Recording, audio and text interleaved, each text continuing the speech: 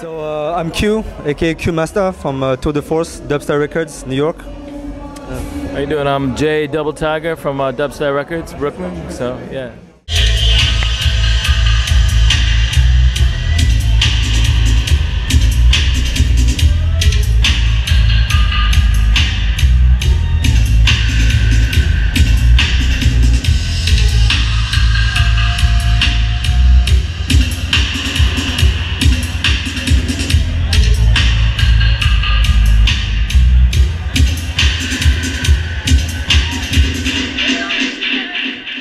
So I've been like a musician for pretty much forever. You know, I played in many bands, and I was always kind of like around, you know, music people, and that's kind of how I got into reggae and dub. You know, through playing music, and you know, after that, I kind of discovered the sound system elements, which is really at the heart of the culture. And that's kind of when I kind of started getting interested more into the sound system aspect of it. And I dropped being a musician because it's too hard, and I wasn't very good at it. So I kind of became more of a DJ, and then you know, sound system operator. You know, so yeah, that's my background. Yeah, man, I started playing music, you know, when I was 14 years old.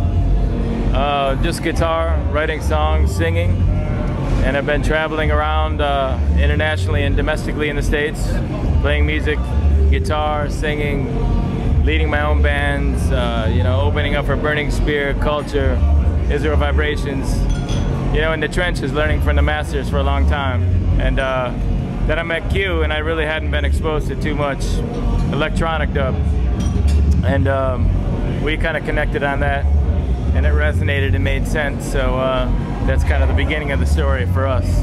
So we come together from different backgrounds, but it's a nice compliment.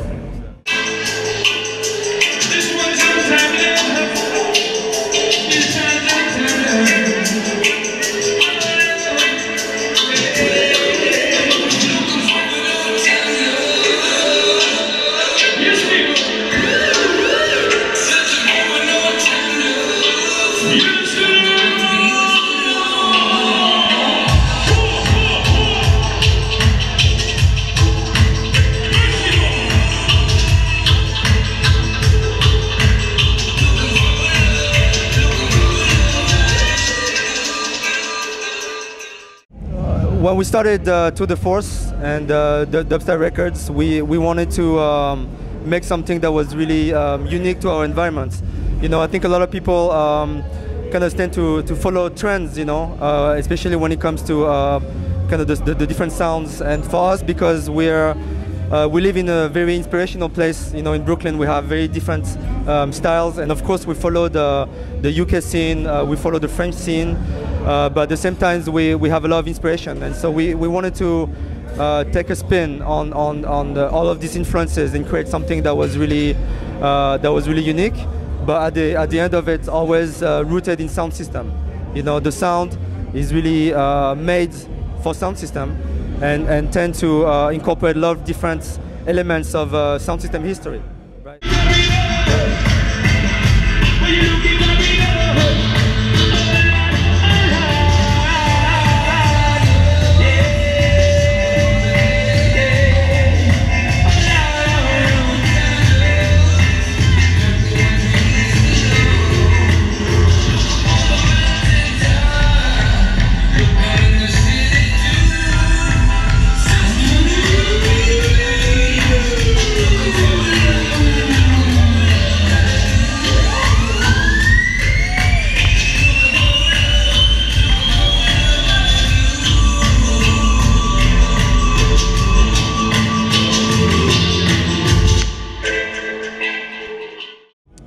We did an album earlier this year that's released in March, and Battle Cry was a little bit of our kind of a musical manifesto in a way, you know, just kind of trying to, actually it's been in work for like 2 years before that, right? Like something like that, where we kind of really took our time, you know, kind of like making tracks and trying to put together tracks that were, we felt like told the story, you know, and kind of like really represented our vision, you know, and kind of our approach with the label. So based on that, what we wanted to do, because in a way in America we're a little bit in our own like a little island, you know. America is a big country, but it's very isolated when it comes to music. because of you know, a big ocean between a lot of the community and us. So we felt like what we wanted to do was to take Battle Cry and expand it to our community, and we kind of asked around you know, the people that we were in touch with the idea of doing remixes, and it was very popular. At first we wanted to maybe put out a few maxi, you know, single remixes, but then we had so many people asking us to do remixes because they were really inspired by Battle Cry. It turned into an album, and so that was kind of the idea behind Battle Cry Remixed, was to really connect with different producers from all over the world. So we have French artists, we have New Zealand artists, we have UK artists, we have American artists, and it became kind of an international project. And I think it really speaks to again, our approach in trying to be open-minded and trying to kind of like really go into many directions, right? So that was kind of the last release, yeah.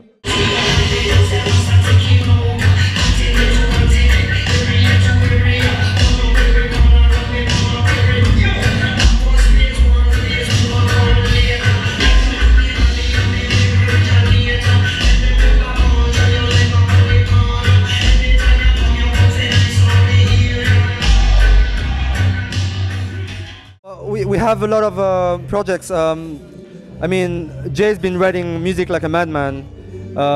If you lock this guy in a room for 24 hours, he'll come up with like an album, basically.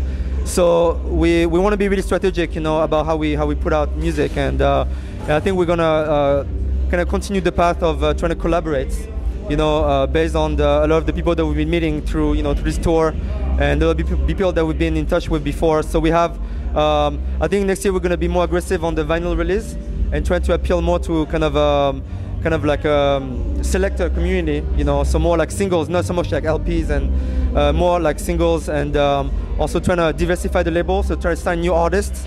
I think in New York there's an amazing wealth of talents, like vocal, like lyricists, MCs, that are kind of waiting to be discovered, you know, and I feel like it's a little bit of a role as a label to also kind of, you know, discover some of those artists and kind of bring them to light, you know, because what we don't want to do is rely on other people's, you know, and kind of like voice the same artists and so on, you know. So I think we have a good opportunity. So I think next year is going to be like really the goal for the label. So you know, we got a couple tracks in the works right now. Something, you know, with our good brethren Ben Alpha from Steppers Records. Just something in the works. We can't really tell you too much about it, but that's brewing. And also there's something with Rankin Joe's brewing, but you know, we're again, it's still in the release schedule. So we got a few things coming out in early next year, I would say. Yeah.